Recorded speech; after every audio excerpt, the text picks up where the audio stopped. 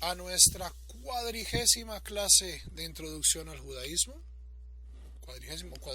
creo que 40ª, si no 41ª, donde estamos comenzando un nuevo tema. Entonces, en nuestro currículum habíamos hablado que íbamos a tratar tres diferentes visiones del pueblo judío. En la primera visión íbamos a tratar el judaísmo como religión. Entonces tratamos el tema de la teología, estudiamos los 13 principios del Rambam y luego en la parte práctica estudiamos los temas de Tefilot y de Berajot, que es como nosotros pues interactuamos más directamente con Dios. Luego estuvimos hablando de el judaísmo como pueblo. En esto se nos fueron las 11-12 clases de historia judía, que espero pues les hayan sido de gran provecho. Y el paralelo práctico de esta definición del judaísmo como pueblo fue nuestro estudio sobre Otot, sobre los símbolos judíos, símbolos, muchos de ellos religiosos, pero no todos ellos. Hablamos, por ejemplo, de la estrella de David, de diferentes símbolos que han caracterizado al pueblo judío en su larga historia. Y hoy comenzamos la tercera fase, que va a ser muy breve, no creo que nos demoremos más de 3 o 4 videos en esta sección, pero creo que es muy importante, que es el judaísmo como biblioteca o el judaísmo como literatura. Entonces tenemos el judaísmo como una serie de creencias, eso es el judaísmo como de creencias y de prácticas, por supuesto, que es el judaísmo como religión. Tenemos el judaísmo como pueblo, que es una serie de historias alrededor pues de un grupo específico de personas. Y tenemos el judaísmo como una biblioteca, es decir, como una evolución de ciertos libros que definen que definen la religión judía por un lado y que responden a la historia judía. Entonces, mucha gente se confunden mucho en este doble aspecto del judaísmo como religión y como pueblo, el mediador entre estas dos realidades del pueblo judío, es decir, del judaísmo como civilización religiosa y el judaísmo como la historia de un pueblo.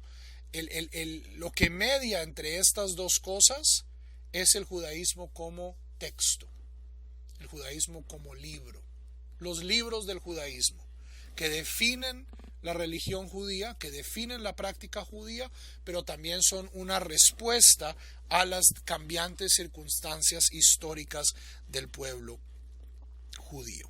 ¿Ok? Entonces, el primer lugar, vamos a comenzar con el libro de libros, la Torá escrita. Pero antes de entrar con la Torá escrita, quiero que entiendan una cosa.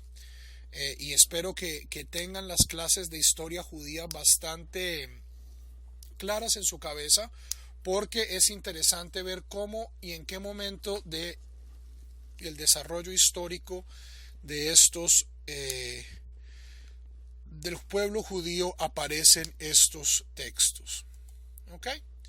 Entonces, el periodo bíblico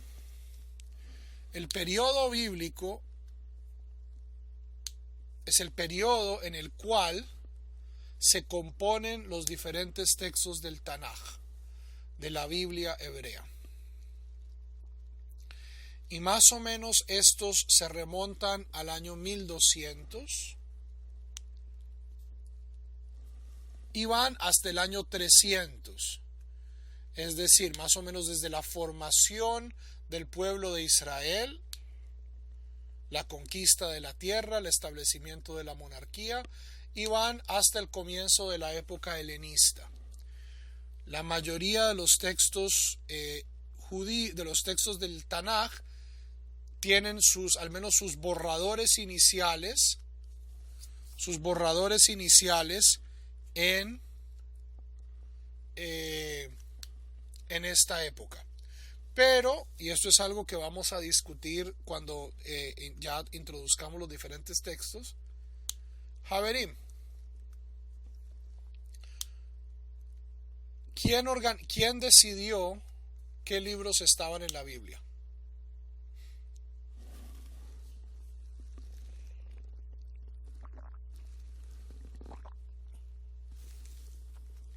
Los rabinos, es decir, no Moisés. Los rabinos, en el año más o menos 100 de la era común, es decir, 400 años después de que la mayoría de los libros ya tenían alguna forma, estaban flotando por ahí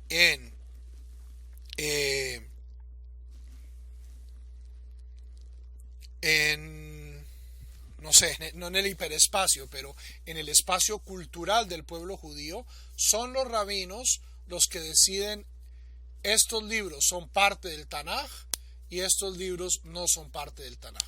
Eso es lo que nosotros llamamos el proceso de canonización. Entonces hay 3 etapas de desarrollo del texto bíblico. El primero es cuando suceden, o entre comillas suceden, los hechos históricos. Si estamos hablando de hechos históricos, ¿cierto? Hay libros de la Biblia que no pretenden ser históricos, por ejemplo, Shir HaShirim. O sea, Shir HaShirim no está describiendo un hecho histórico, pero los libros de la Biblia que al menos tienen la cierta pretensión histórica, o sea, los textos suceden en un momento, en un momento posterior son escritos,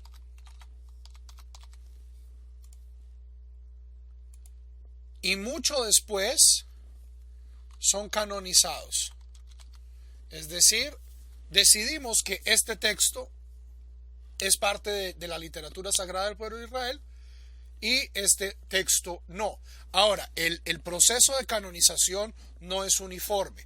Ya vamos a hablar que hay textos, por ejemplo, que fueron canonizados mucho antes. Torat Moshe, por ejemplo, la Torá, los 5 primeros libros de la Biblia, podemos asumir que fueron los primeros textos canonizados, ¿cierto? Y otros textos posteriores se demoraron mucho más en entrar al canon. Pero el canon solo se termina en la época rabínica.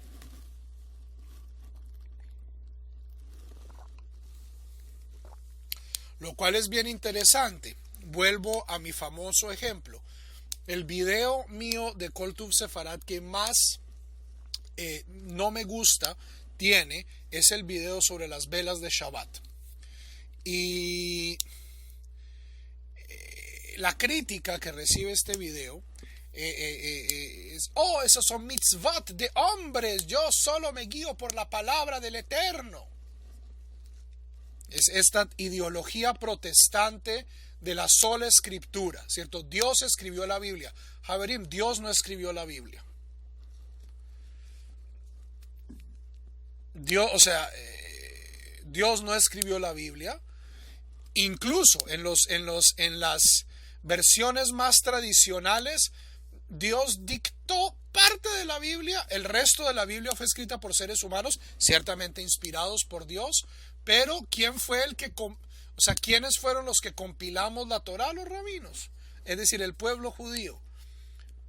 Entonces, nosotros le creemos a los judíos de que estos textos valen la pena y son parte de la Biblia, pero no le creemos a los judíos sobre cómo interpretarlos. Esa es la contradicción de este caraísmo trasnochado de los evangélicos protestantes mesiánicos y netzarim que abundan en el internet. Es decir, no creerle a los rabinos sobre la interpretación de estos textos cuando fueron los mismos rabinos los que definieron el texto.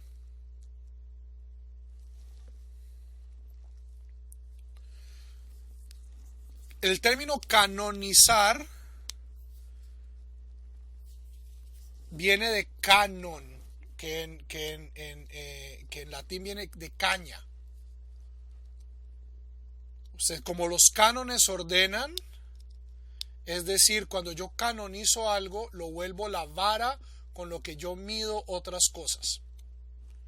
En el mundo antiguo no había reglas, yo tomaba un junco, una vara, un bambú, lo cortaba y con eso yo medía cosas. Entonces cuando yo canonizo algo, yo lo vuelvo la vara de medida con la que mido las otras cosas. Entonces, sí, en la religión católica, cuando yo canonizo a alguien, es porque lo vuelvo la medida de todos los seres humanos. Es un santo, pues, dentro de la cosmovisión católica, pues es el ser humano ideal.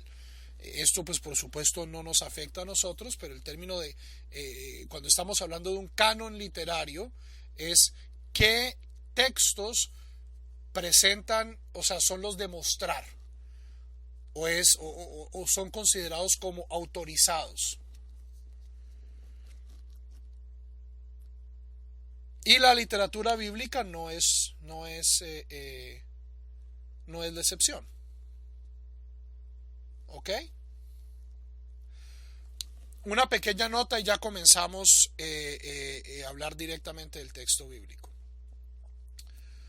Hay una idea tradicional que vamos a desafiar en esta clase, y es pensar que todos los textos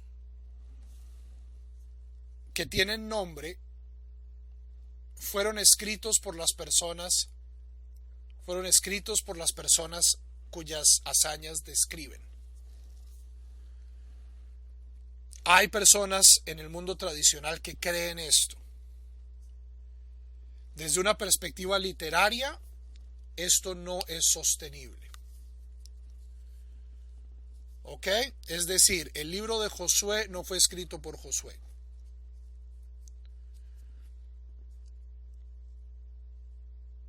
E incluso nosotros sabemos que muchos de los mensajes de los profetas, por ejemplo, de Isaías, de Jeremías, de Ezequiel, posiblemente fueron preservados de manera oral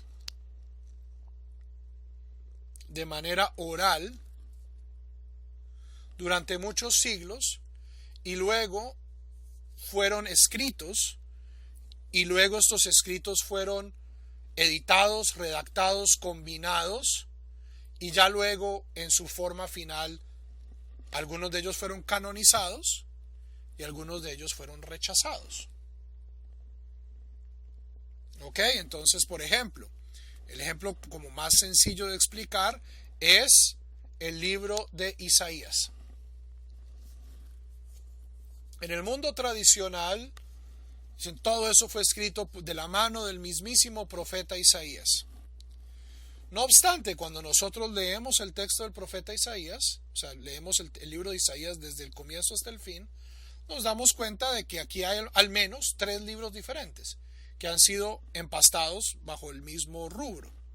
Y sí, hay correspondencias temáticas, hay correspondencias estilísticas, hay correspondencias idiomáticas, pero claramente la persona que escribió los primeros 45 capítulos de Isaías no es la misma persona que escribió los últimos 10 capítulos de Isaías.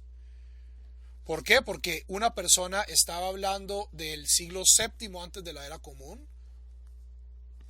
de la invasión de los asirios, de los reinos divididos, mientras que los últimos 10 capítulos del libro de Isaías están hablando desde la perspectiva del exilio, es decir, fueron escritos en Babilonia, e Isaías no vivió tanto tiempo.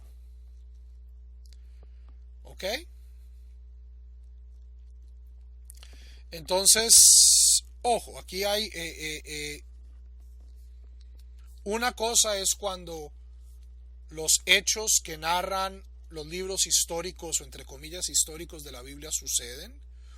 Otro muy diferente es cuando estos hechos son escritos y puede que haya siglos de distancia entre cuando ocurrió un hecho y cuando fueron redactados los hechos, y muchísimo más tiempo hasta que este libro que estaba flotando por ahí en el espacio cultural del pueblo judío pasa a considerarse parte de la literatura sagrada, es decir, pasa a ser considerado canónico. Vamos a hablar ya en más detalle de la canonización una vez introduzcamos los textos del Tanaj. Preguntas.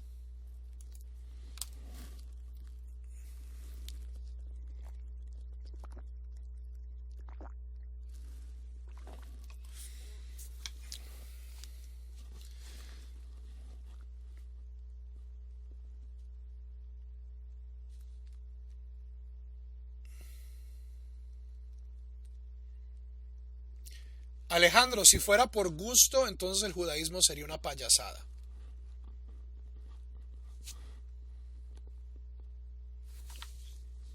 ¿Cierto? Se reúnen 20 manes a echar cerveza. Este libro me gusta, este libro no me gusta. La canonización fue bastante más pesada y bastante más polémica que eso. Pero ya llegaremos al tema de la canonización. ¿Ok? Tradicionalmente la Torá se divide en 3 partes. ¿Ok? Lo que se conoce en hebreo por el acróstico Tanaj. La Biblia hebrea en hebreo se conoce como Tanaj. Tanaj es el acróstico. La Tav significa Torah. La Nun significa Nevi'im. Y la Kaf es Ketuvim, o escritos. ¿Ok? El comienzo está la Torah, Torat Moshe, el Humash, ese es el otro nombre con el que como se le conoce. En español se le conoce como el Pentateuco, Penta 5, los 5 libros de Moisés. Y, una palabra en hebreo para decir Pentateuco es Humash. Humash viene de Hamesh, de 5. La Torá tradicionalmente se le adscribe autoría a Moisés y describe los hechos desde la creación del mundo hasta la llegada del pueblo de Israel a la tierra de Canaán, pero antes de entrar. ¿Ok? Está subdividido en 5 libros. Esto pues debe ya ser del conocimiento de todos. Bereshit, Shmot, Vayikra, Bamidbar y Devarim, que se conocen en español por sus nombres griegos: Génesis, Éxodo, Levítico, Números y Deuteronomio. Todas estas palabras, con la excepción de Números, son palabras griegas. Génesis significa comienzo, Éxodo significa salida, Levítico viene de las leyes pertenecientes a los levitas, Deuteronomos significa la segunda ley o la redacción de la ley, y Números en griego se conoce simplemente como arithmoi, el libro de los números. ¿Por qué? Porque el libro de Bamidbar, el libro de los números, contiene en él varios censos. No es lo único que pasa en el libro, pero estos son nombres temáticos con los que se le conocía a las traducciones griegas de la Biblia, de la Torá. En hebreo se les conoce por la primera palabra. Bereshit, cuando comenzó, o en el comienzo. Shemot, estos son los nombres de los hijos de Jacob. Vayikra, y llamó Hashem a Moisés. Bemidbar, en el desierto del Sinaí. Y Devarim, estas son las palabras que dijo Moisés a los hijos de Israel. Esto es en efecto una forma antiquísima de referirse a los libros. Es por la primera palabra o por el primer concepto. En Grecia les gustaba dar títulos, o sea, estos son más que títulos, son referencias. En griego son ya más títulos. O sea, ¿alguna pregunta sobre la Torá? O sea, al menos supongo que esta parte debe quedar muy clara.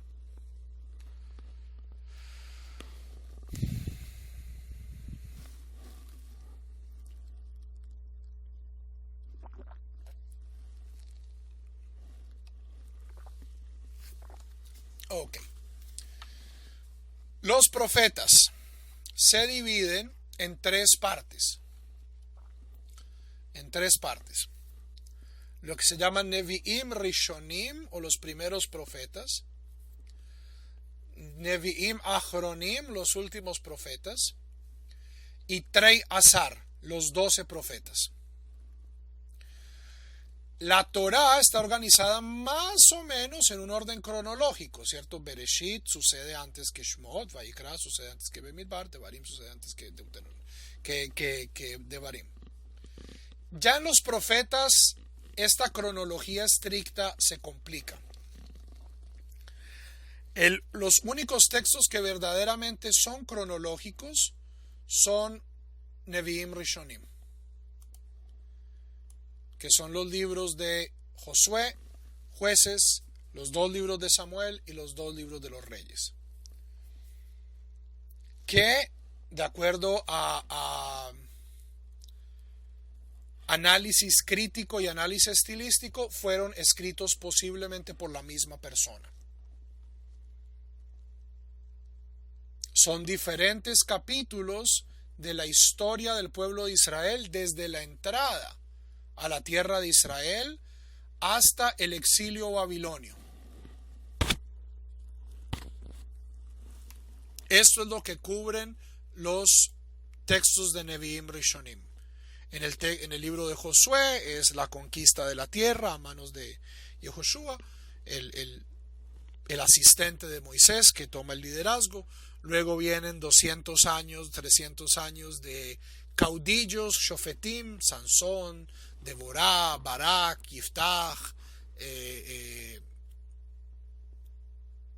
y ya los libros de Samuel y los libros de Reyes narran los 400 años más o menos de historia de la monarquía hebrea, comenzando con Samuel, que es el profeta que unge a Saúl, luego David, luego Shlomo, y luego pues todos los descendientes de Shlomo en el sur y los reyes advenedizos del reino de Israel en el norte y todos sus problemas y todos sus compliques. Okay, entonces los Nevi'im Rishonim son más bien un texto cronológico, mantienen una y es un texto ideológicamente coherente. ¿Cuál es la teología histórica de el autor de Nevi'im Rishonim o de los autores de Nevi'im Rishonim? Es gente que se basa en la idea de Deuteronomio. Es decir, cuando el pueblo de Israel obedece la ley de Dios, le va bien. Esto es prácticamente un axioma de la Torá. Segundo axioma: ¿cuál es el lugar único donde Dios puede ser adorado de manera correcta? Esto es especialmente notable en el libro de los Reyes. Jerusalén. Es decir, la perspectiva de los autores de Nevi'im Rishonim es claramente judía, es decir, de Judea. La gente que escribió estos libros eran allegados a la corte de la dinastía davídica que servía en Jerusalén. ¿Cómo sabemos que era gente de la corte? Porque en estos tiempos, Haverim, la única gente que escribía libros era la gente de la corte. No había campesinos, pastores analfabetos escribiendo libros. No sucedía. O sea, para poder escribir libros yo necesito apoyo gubernamental. Y de cierto modo, la posición política, teológica que ellos estaban describiendo era la posición davídica del primer templo de Jerusalén de Judea. ¿Ok?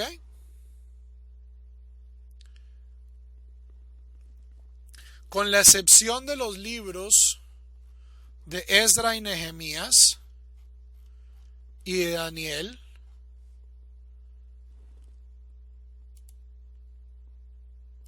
aquí se acaba la continuidad cronológica de la Torá, de la Biblia hebrea.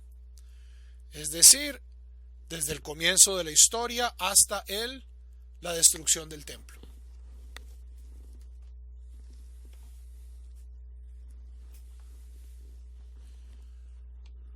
¿Esto no podría influenciar o manipular el relato? Absolutamente.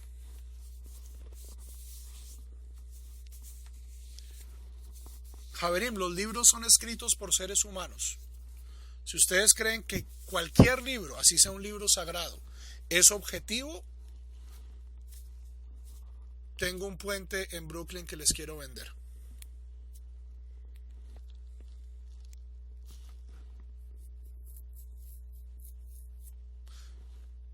¿Ok? Entonces, la continuidad cronológica de la Torá de la Biblia hebrea está expresada en sus primeros 9 libros, que son en verdad 11, porque pues Samuel y Melahim son tan largos que se subdividen en 2 partes, pero pues en general son 9 libros, que van desde la creación del mundo hasta la destrucción del templo. Y luego vamos a tener los libros de Ezra, Nehemías y Daniel, que hablan sobre el periodo babilonio y sobre el periodo persa.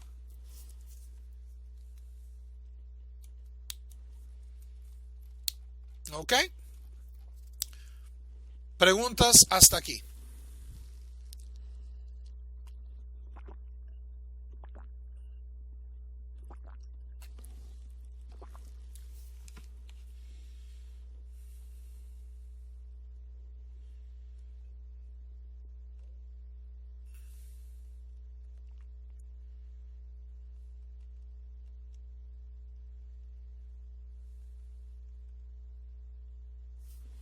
Ok. Luego tenemos los Nevi'im Achronim, los últimos profetas. Y esto no significa que sean posteriores, sino que significa que vienen después. Estamos hablando no después en el tiempo, sino después en el libro.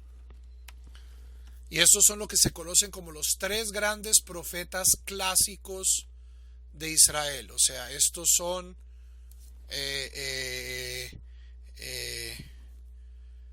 los Beatles, los Rolling Stones y The Doors de los profetas, es decir, los pesos pesados. Isaías tiene 65 capítulos, Jeremías tiene 50 y pico, Ezequiel tiene 40 y tantos. Estos son profetas. Ya habíamos hablado que, bueno, Isaías no es un profeta, Isaías es al menos 3 profetas. Cronológicamente, Isaías se encuentra, o sea, el primer Isaías se encuentra en la época de la destrucción del norte. Y esto lo sabemos. ¿Por qué? Porque en el libro mismo de Isaías nos dice: yo soy Isaías ben Amoz y estuve activo, bueno, el profeta, estas son las palabras del profeta, quien estuvo activo en la época del rey Ahaz, del rey Uziahu, etcétera, etcétera, etcétera. Isaías cronológicamente es el primero. Isaías tiene que lidiar con la cuestión del reino dividido, es decir, el reino del norte y el reino del sur, y con la destrucción del reino del norte. Esto es la famosa profecía. Ya espero que no tenga que explicarles cómo nosotros vemos a los profetas y cómo los cristianos ven a los profetas, que es prácticamente hablar de 2 tipos de profesión completamente diferentes. Pero este famoso texto de Isaías 7, aquí que la joven mujer concebirá y dará a luz un hijo, esto es Isaías diciéndole al reino de Judá: frescos, el norte ustedes están muertos del susto, creen que el norte los va a destruir a ustedes. Frescos, esta mujer que está embarazada va a dar a luz, y cuando el pelado ni siquiera sea mayor, pues no puede entender, ya el reino del norte va a desaparecer. Esa es la localización cronológica del primer Isaías. Jeremías es posiblemente el personaje más trágico de toda la Torá, pues con Job, pero Job, al menos algunos rabinos pensaban que era ficticio. Es decir, que Job nunca existió. Jeremías, tenemos mucha evidencia para creer que sí existió. Hemos encontrado los sellos, por ejemplo, de su escriba.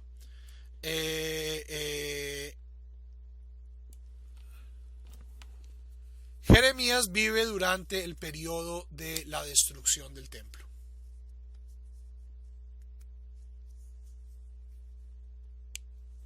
¿Ok? Entonces, Isaías vive durante la destrucción del reino del norte. Jeremías vive durante la destrucción del templo. Y Ezequiel es un profeta exílico. Ezequiel no profetiza en Israel, él profetiza en Babilonia. Ya habían sido llevados a Babilonia. Entonces, estos tres grandes profetas, los tres pesos pesados, ¿cierto?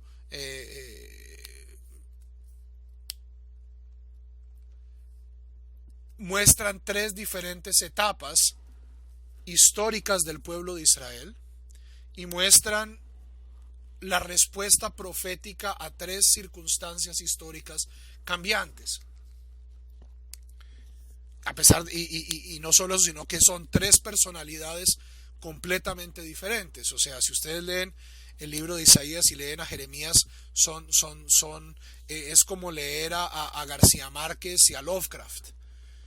O sea, son dos, no sé, ver una película de acción y ver una película de terror. O sea, son géneros prácticamente distintos, a pesar pues de que son ambos profetas, ambos hablan con la autoridad divina, pero pues están reaccionando a circunstancias históricas muy diferentes. ¿Ok?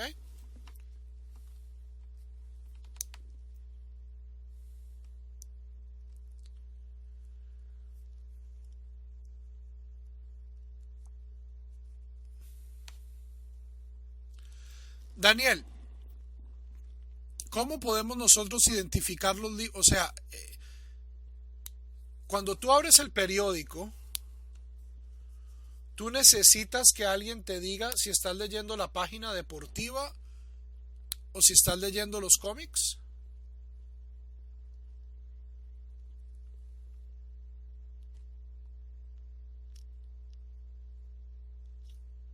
No.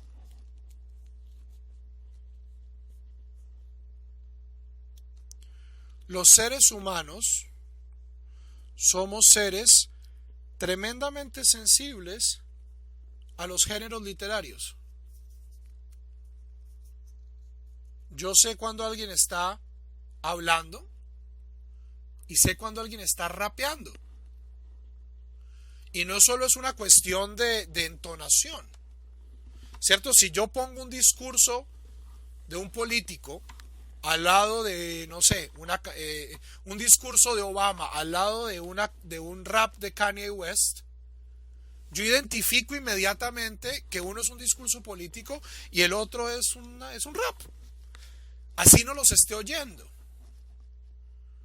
Cuando yo veo un salmo, yo inmediatamente lo identifico. Esto es poesía devocional. Esto no es un esto no es un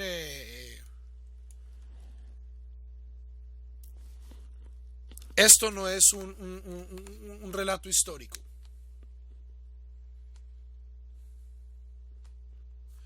Los textos de los Nevi'im Rishonim están escritos para ser leídos como historia. Ahora, si están diciendo o no la verdad es algo que a mí no me interesa. Eso se lo dejo yo a los historiadores y a los arqueólogos. A mí no me afecta.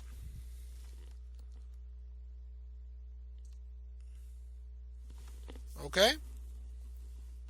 Pero el texto está escrito como crónicas. El Divrei Hayamim. Estas son las crónicas de la casa de ta ta ta ta ta ta ta.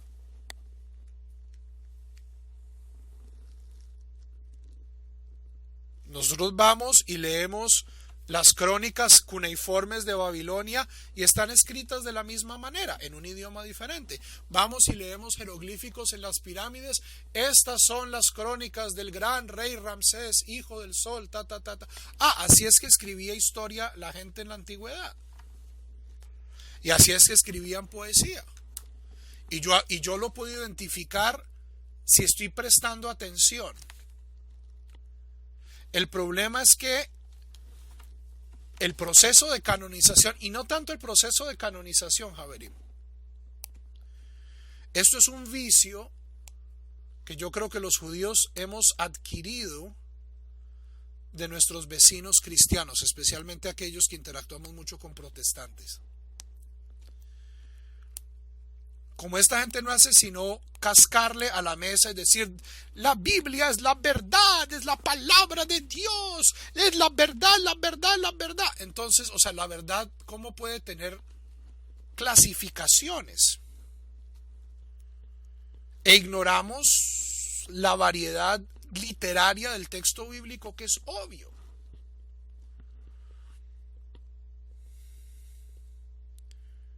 Shira Shirim, cantar de los cantares, no es verdad de la misma forma que un salmo es verdad. O sea, si yo soy una persona creyente, yo digo, el Tanaj es verdad.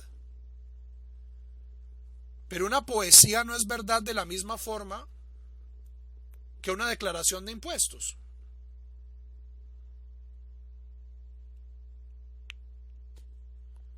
Un salmo no es verdad de la misma forma que Proverbios. Y Proverbios no es verdad de la misma forma que un texto profético.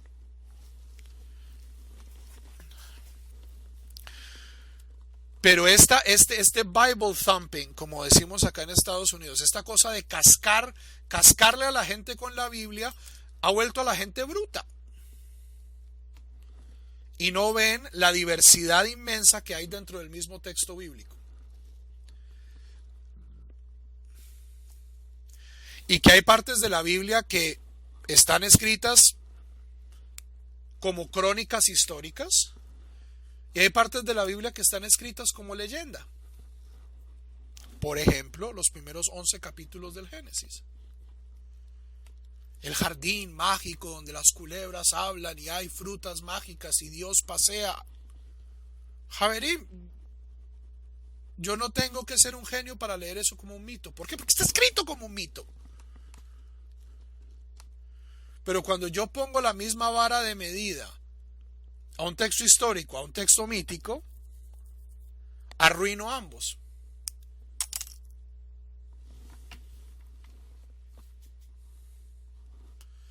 El Levítico es verdad en el sentido de una legislación. ¿El Código Contencioso Administrativo colombiano es verdad o no? ¿Sí o no?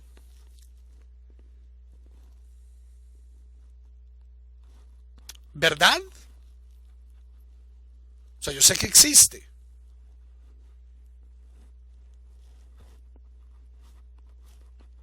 Yo no sé cómo es verdad un código.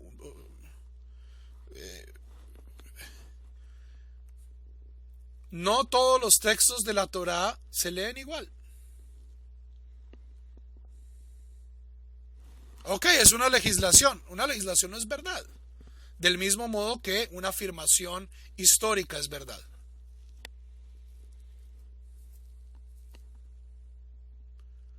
Hablando en términos lógicos, qué pena ponerme tan filosófico, lo uno es una proposición falseable y la otra no.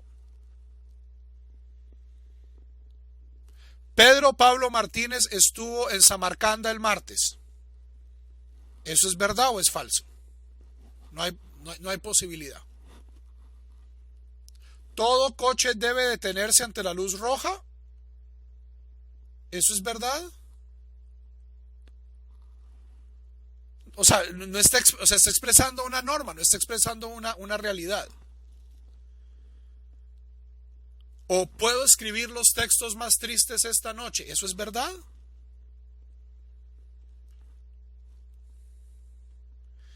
Pero una ley no se falsea o se afirma. Yo puedo decir, la ley es buena o esa no es la ley, pero una afirmación legal no tiene valor de verdad. Una poesía no tiene valor de verdad. Una oración no tiene valor de verdad.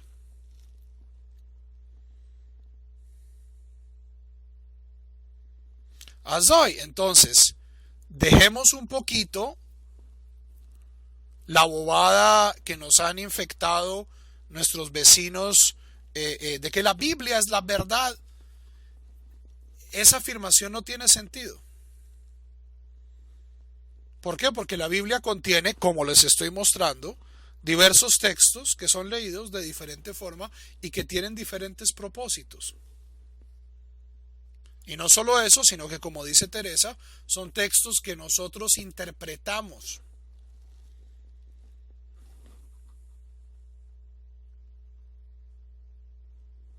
¿Ok?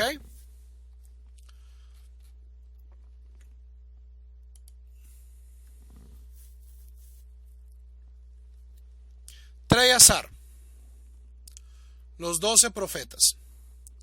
Estos son profetas de diferentes épocas, o sea, si yo Amós son antiquísimos y algunos son tremendamente tardíos. Los últimos profetas de Israel, Malají, Hagai, Mijá, son tremendamente tardíos. Entonces aquí hay profetas de diferentes épocas. ¿Por qué están todos agrupados en este costal? Porque a diferencia de Isaías, Jeremías y Ezequiel, tenemos 1, 2, 3 capítulos, 8 a lo sumo, ¿cierto? Son textos mucho más cortos. ¿Ok? No hay una continuidad temática, no hay una continuidad cronológica. Estos están aquí al final. ¿Por qué? Porque es mucho más fácil organizar pequeños textos los unos con los otros. Trey Azar, los 12 profetas. Hosea, Yoel, Amos, Obadiah, Yoná, Mijá, Nahum, Habacuc, Tzfania, Hagai, Sejaría y Malají. Y con esto llegamos al final de Nevi'im. Los profetas.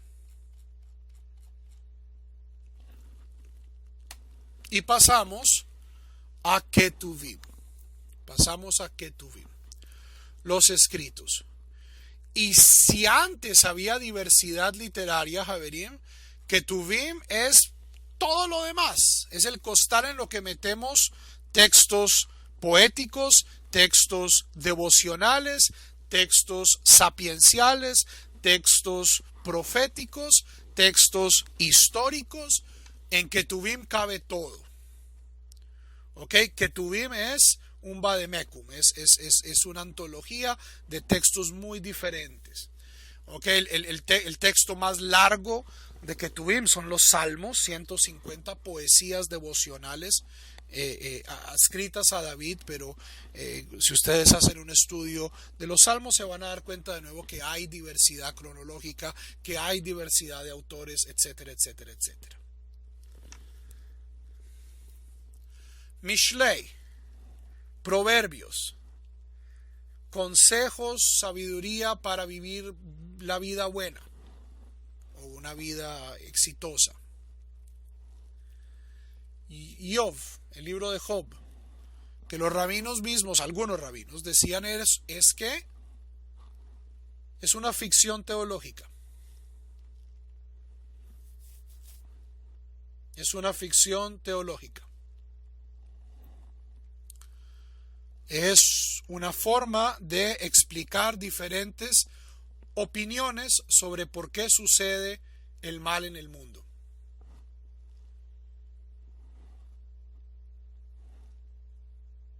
Hay rabinos que dicen que Job no existió. Dicen todo esto es una forma de presentar diversas opiniones sobre el mal.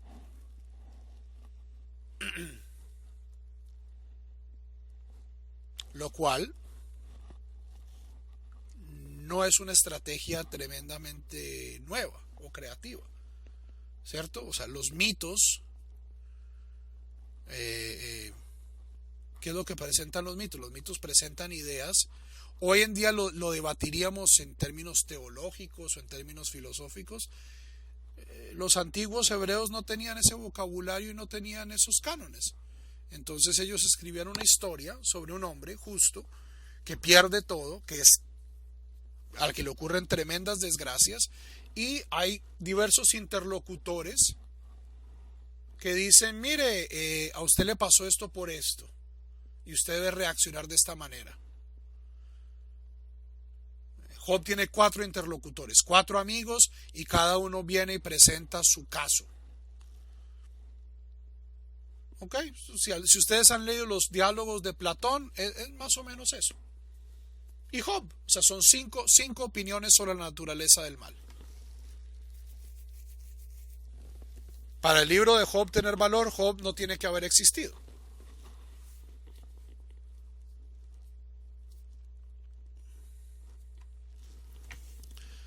Luego vienen las 5 Megilot. Las 5 Megilot, que son muy diferentes la una de la otra. Shir HaShirim, Cantar de los Cantares, la cual se lee en Pesach. Ruth, la historia pastoral de una moabita que se integra al pueblo de Israel, que se lee en Shavuot. Eija, libro de lamentaciones, que es poesía, es una lamentación por la pérdida de Jerusalén, que se lee en Tisha B'Av. Kohelet, que se lee en Sukkot, que es una reflexión filosófica, sapiencial sobre la banalidad del mundo. Si ustedes piensan que Job es un texto difícil, Kohelet es aún más difícil. Posiblemente uno de los textos más potencialmente cínicos y difíciles de entender de toda la Biblia. Y Esther, que es esta farsa carnavalesca sobre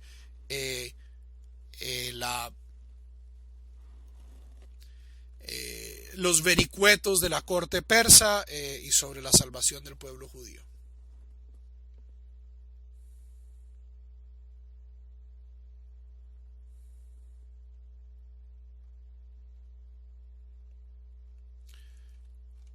Y por último tenemos textos que ya vuelven más o menos al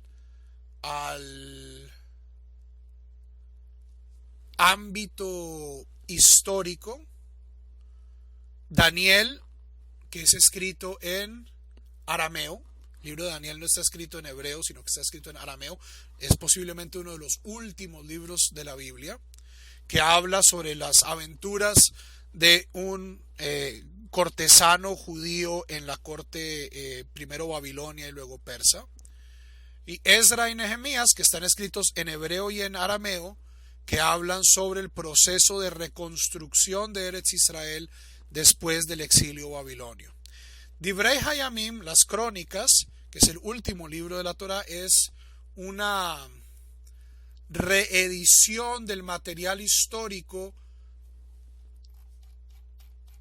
de los primeros 9 libros de la Biblia, pero haciendo énfasis en el material de Samuel y Malachim. Es decir, es una reconstrucción de los hechos de Samuel y Reyes. Hay veces que Crónicas confirma la narrativa del libro de Shmuel y Melachim, y hay veces que Crónicas contradice la narrativa de Shmuel y Melachim. ¿Ok? Como en efecto muchas crónicas lo hacen.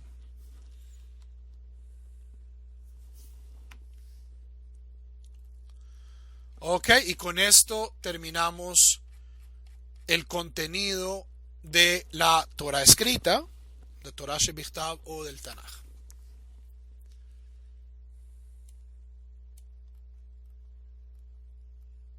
Ok.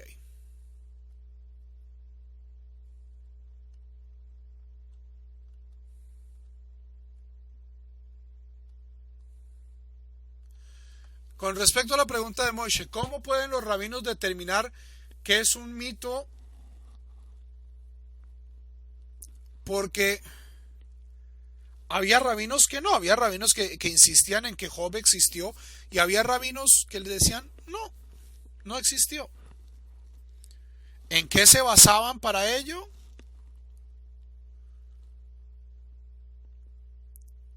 ¿Tú verdaderamente crees, Moishe, que Dios va a hacer una apuesta con Hasatán? Para ver si los seres humanos vamos O sea, eso es mucho más mítico que había una vez un jardín con una culebra que hablaba y dos árboles mágicos.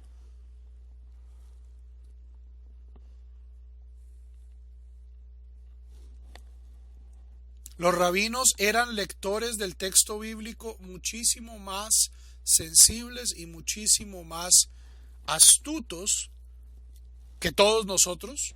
Primero, era gente que vivía el texto bíblico, que se lo sabía de memoria, para adelante, para atrás, que contaban cuántas letras había, que sabían exactamente cuántos psukim tenía cada libro.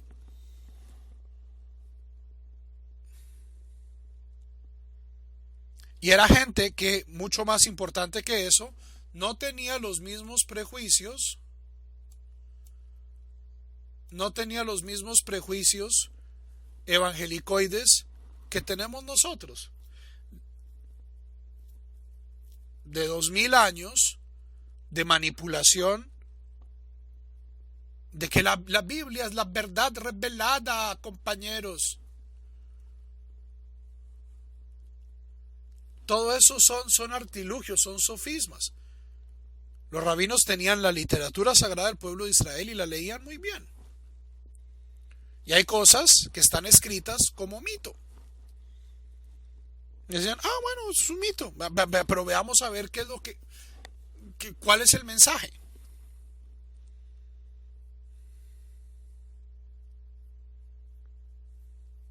Porque la Biblia puede que no esté describiendo hechos, pero algo que la Biblia jamás puede ser, a ojos de un judío serio, es irrelevante.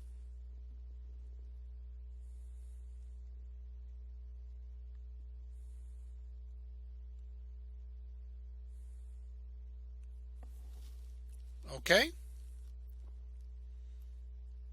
Entonces, hay cosas que es mejor leerlas como mito. Porque si yo lo acabo leyendo como historia, acabo creando abominaciones. Como la idea de un Dios que juega los dados con el demonio. Que es como lee mucha gente Job.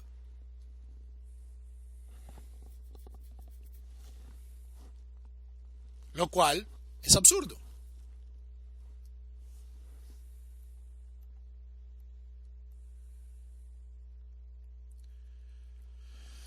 Teresa, el Talmud todavía se demora 1000 años. Antes, Esdra y Nehemías son los líderes babilonios que lideran la reconstrucción de Eretz Israel.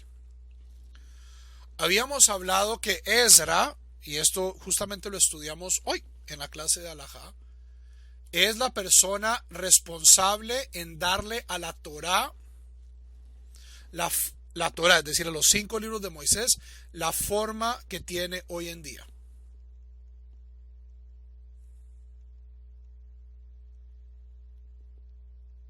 Es decir, la Torá, los 5 libros de Moisés, en la forma en que los tenemos hoy en día, se remontan al menos hasta Esdra. En las versiones más tradicionales, esto se remonta directamente a Moisés, la Torá no ha cambiado un ápice desde Moisés. No sé.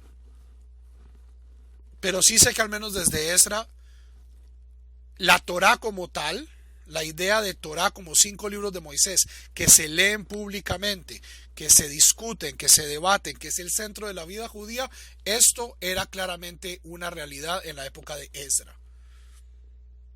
Y evidencia para esto siendo verdad antes de Esdra no hay.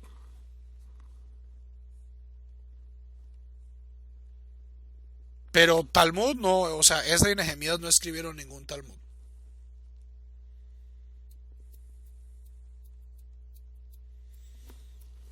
Javerín, recuerden la clase de historia. ¿Cuál es la primera gran crisis del judaísmo?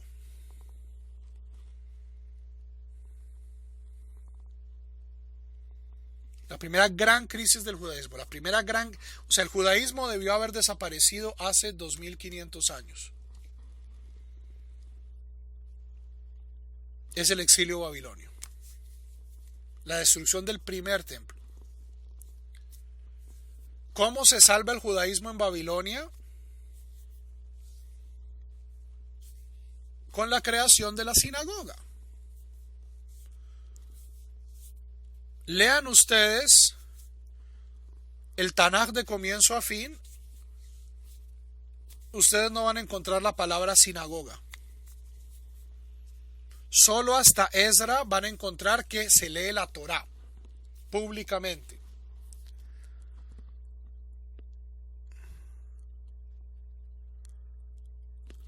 Antes del exilio babilonio, de acuerdo a la descripción misma de la Biblia, el judaísmo era muy diferente.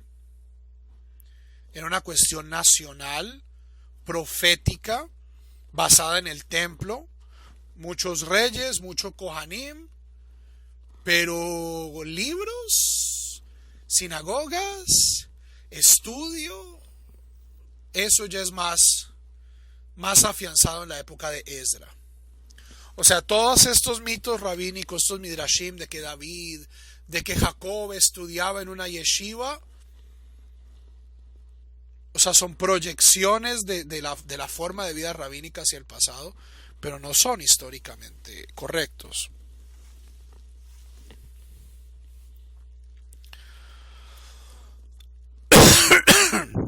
¿Ok?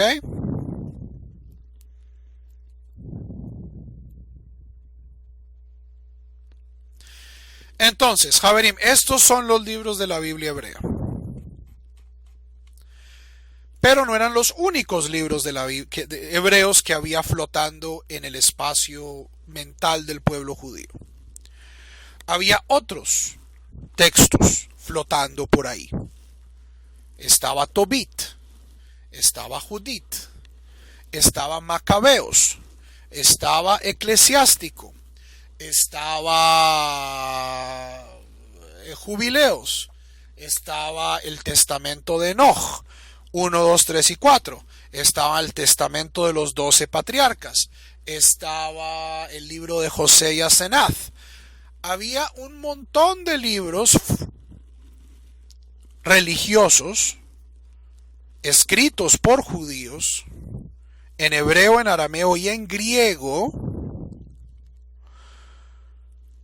que estaban flotando alrededor de esta época, es decir, desde la época helenística hasta la época rabínica.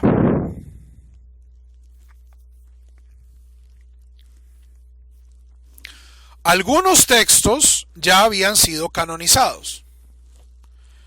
Es decir, desde Ezra, Torat Moshe, es decir, la Torá, el Humash, el Pentateuco, ya era, o sea, no solo era canonizado, sino que se conocía en la forma en que lo tenemos hoy en día. El libro de Isaías, el libro de los Salmos, era canónico. Pero incluso en la época de Rabbi Akiva, estamos hablando años 120, 130 de la era común, todavía había libros que los rabinos no habían decidido si cabían o no en la Biblia. Y tenemos varios ejemplos. Esto se debate en Masejet Megillah y en Masejet Shabbat, donde, por ejemplo, se habla de la canonización de varios textos. Uno de los textos que casi no entra a la Biblia, se habla de que esto fue, y no solo se habla, sino que se dice, o sea, se da nombre y dirección. Esto fue discutido en la casa de Rabbi Tarfón en Lud, cuando se reunieron los rabinos en la casa de Rabbi Tarfón en Lud, hablaron sobre el libro de Ezequiel. Y había algunos rabinos que querían votar por la borda del libro de Ezequiel. Y decir, es misticismo, bobadas, que la cabeza de toro, que la cabeza de yo no sé qué, que el águila, que el león, pa' afuera. Como hay muchos textos que no entraron a la Biblia que son muy parecidos. Lean ustedes los libros de Enoch, 1, 2, 3 y 4. Es gente que sube al cielo y habla con ángeles y describe los ángeles, y este tiene cabeza de toro, y este tiene cabeza de león, y este tiene cabeza de águila, y este tiene cabeza de rinoceronte, y este tiene 5.000 kilómetros de alto, y este tiene 20.000 kilómetros de alto, bla, bla, bla, bla, bla. Y esta literatura va a ser sacada de taquito del canon bíblico. 500 años después va a retornar en la forma de la literatura protocabalística, ¿cierto? Sefer Yetzirah, Gehalot, y luego se va a colar por la puerta de atrás durante la Edad Media con el Zohar. Pero en la época bíblica, o sea, en la época rabínica, el único texto de estos que entró al canon fue Ezequiel. Y sépanlo, había rabinos que no querían que Ezequiel fuera parte de la Biblia. Y lo pelearon.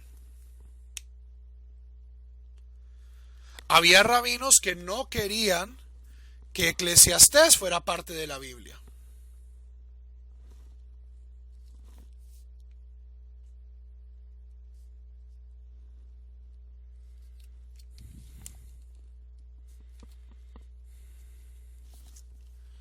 ¿Qué es lo que salvó a Eclesiastés? La última línea. Sof davar hakol nishma et Elohim ira u mitzvotav shmor ki ze kol adam, que es claramente una adición posterior. ¿Cuál es el fin de todo para el ser humano? Temer a Dios y observar sus mandamientos. Esto es todo el ser humano. Ay, tan lindo, tan piadoso. Por esa frase fue que metieron Eclesiastés a la Biblia. Pero es un texto que ustedes lo leen, es un texto fértil en herejías. Fértil en herejías. Y casi no entra a la Biblia.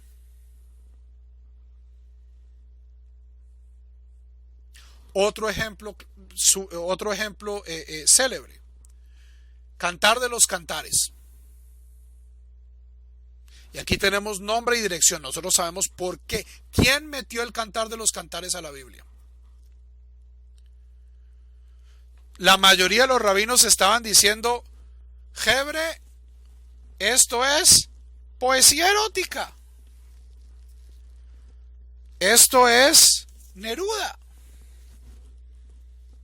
No toco tu boca, es Cortázar. Neruda, esto es literatura erótica. Rabbi Akiva dice: no, esto no es literatura erótica, esto es una alegoría de la relación entre Dios e Israel. Y no solo no es literatura erótica, sino que es el Kodesh HaKodashim, de la Biblia, es decir, es el libro más sagrado de la Biblia, Shir HaShirim.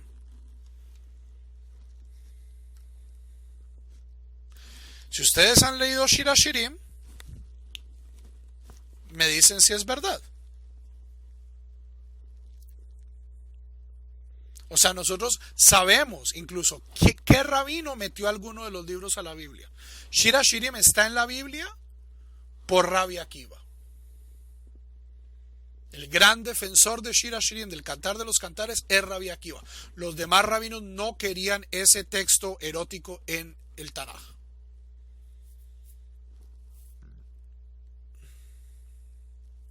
Sabemos que incluso 30 años antes, en Qumran, la secta de Qumran no tenía como canónico el libro de Esther. Los santurrones de Qumran, que eran místicos del desierto, ciertos célibes y apocalípticos, y pensaban que el mundo se iba a acabar y que Dios iba a matar a todos los romanos y que los hijos de la luz y que los hijos de la oscuridad, pues el texto de Megilat Esther no creo que les hiciera mucha gracia, cierto, que es un texto bufo, Esther está escrito, si ustedes lo leen con atención a los detalles literarios de Esther, es un texto, es una farsa. Está escrito como una farsa, como comedia del arte. Si ustedes alguna vez han visto teatro italiano del siglo XV, del siglo XVI, entonces hay prototipos, entonces la princesa y el malvado, entonces el malvado tiene una nariz y un sombrero y habla así, ¿cierto? O sea, no en vano el texto de Esther ha producido Purim, que es el carnaval. Eh, a los santurrones, schneizels del desierto de Qumran, ese texto no les hacía gracia y no lo metieron a su Biblia. Pero en el fondo, ¿cuál es la Biblia que importa? La Biblia que compilaron los rabinos.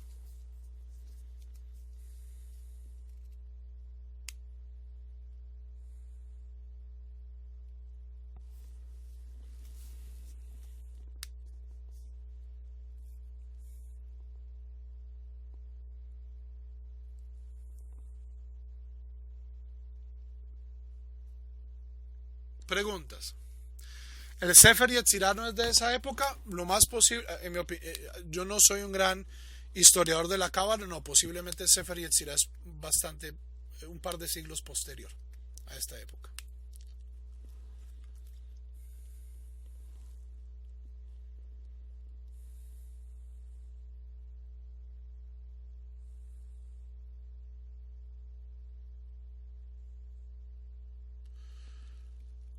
Ahora, los textos que quedan por fuera de la Biblia, los evangelios apócrifos no son de la Biblia porque no son textos judíos. Todo lo que hable de Chucho no es judío, cristiano. Hay muchos textos cristianos que estaban flotando también en esa época. Los textos que no entraron a la Biblia, por ejemplo, Jubileos, Macabeos, Tobit, Judith, algunos de ellos luego fueron introducidos a la Biblia católica, lo que se llama los deuterocanónicos. Los deuterocanónicos. En hebreo se les conoce como Sfarim HaChitzoniim, los libros exteriores, los libros que quedaron por fuera. A los rabinos no les, o sea, una vez los rabinos los editan y los relegan por fuera de la Biblia, no les causaba mucha gracia. Rabbi Akiva decía que una persona que lee Sefarim Hitzonim no tiene lugar en el mundo por venir, que es bastante áspero de parte de Rabbi Akiva. Pero o sea, la edición posiblemente más completa de estos textos fue compilada en inglés por un señor que se llama Butterworth. Son dos textos como de 1300 páginas, donde tiene un montón de textos, algunos de ellos parabíblicos, es decir, de textos que quedaron por fuera de la Biblia, y muchos de ellos también postbíblicos. Okay, aquí había una cuestión interesante, y había también una larguísima y riquísima literatura judía contemporánea a este último periodo bíblico en griego. Ninguno de esos libros entró al canon bíblico. No obstante, libros en arameo sí entraron al canon bíblico. Y aquí los rabinos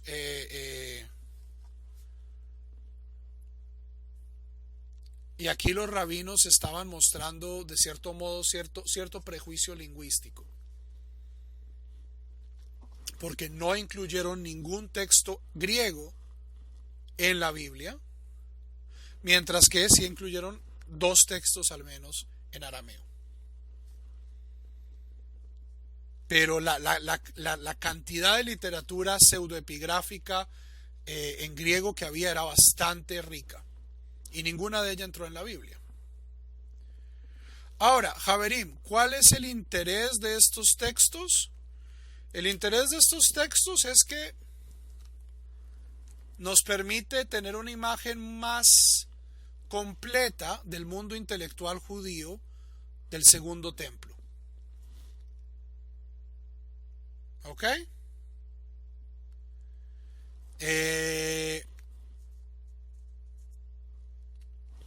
Eso es obvio. Pero, ¿cuál es el problema? Que la gente se relaciona con estos textos de manera tremendamente, ¿cómo decirlo? Supersticiosa. Oh, los textos secretos de la Biblia. No, pero es como cuando, encontraron un nuevo evangelio apócrifo que dice que Jesús se vestía de Saiyajin. Okay, ¿qué importa? O sea, es un texto. O sea, la gente escribía muchas cosas en el mundo antiguo y ni un porcentaje de ellas es verdad. Entonces sí, había judíos escribiendo textos muy interesantes sobre visiones angélicas y subir al cielo y que Dios mandaba ángeles de yo no sé qué, y los hijos de la luz y los hijos de la oscuridad. Pues eso a mí intelectualmente me da una mejor imagen de la diversidad intelectual judía del segundo templo, pero no significa que esto es lo que los autores de la Biblia no querían que supieras. O los textos del Mar Muerto. Uy, eso suena súper oscuro, súper dark, súper emo. Pero ¿qué importa? Exacto, dice, son aliens. Lo mismo para los cristianos. Que encontraron el evangelio apócrifo de yo no sé qué, que decía que Jesús tuvo 4 esposas. So what? O sea, usted dentro de la medida de lo históricamente posible, ¿por qué le va a creer usted a este evangelio apócrifo más que al evangelio oficial? Capaz que ambos son falsos. Lo mismo con nosotros, o sea, ¿por qué ¿por qué los rollos del Mar Muerto van a presentar pues una imagen del mundo oculto? No. Simplemente son textos nuevos, son textos misteriosos, son textos que quedaron editados por fuera, y a la gente le encanta lo censurado. Es una cosa morbosa. El Facebook está lleno de bobadas, babosadas. Véalo antes de que lo borren. O sea, idioteces que no se cree que el Papa es un alien y que es el hermano de Elvis que está casado con John Lennon. Unas tonterías sacadas de... Pero alguien lo quiere ocultar. Porque la gente simple le encanta saber o creer que sabe algo que los demás no saben. Yo tengo el verdadero secreto. Yo sí sé lo que hay en el área 51. Como dice Alejandro, sobre esto es que History Channel hace negocio, y la revista muy interesante, y Benítez con su caballo de Troya, y toda esta literatura, cierto, que lo que se aprovecha es de tomar algo histórico, que en su contexto histórico, pues sí, es interesante. Históricamente nos puede dar una mejor imagen de la diversidad intelectual del pueblo judío o de las primeras décadas del cristianismo, y lo convertimos entonces en algo esotérico.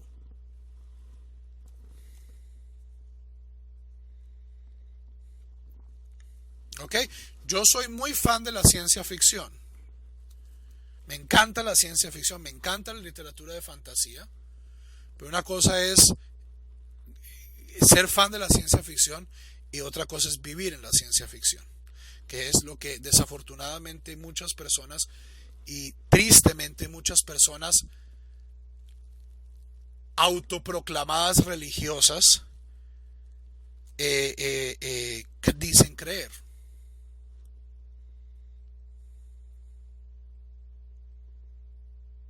El famoso video este de Lightman o el Zohar, ¿cierto? Ustedes, todos estoy seguro que lo han visto. Entonces pasa de una mano al otro y el cruzado y ¡cuá! Le cae la flecha y estos pergaminos que nadie ha visto en 2000 años.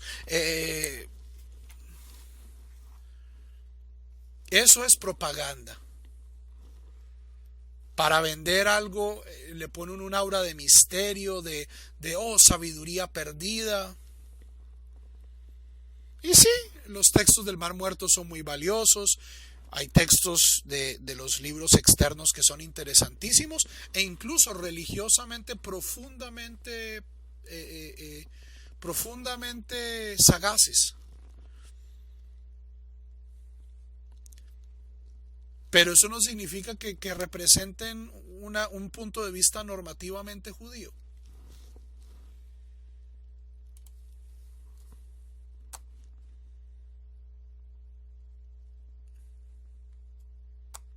¿Ok?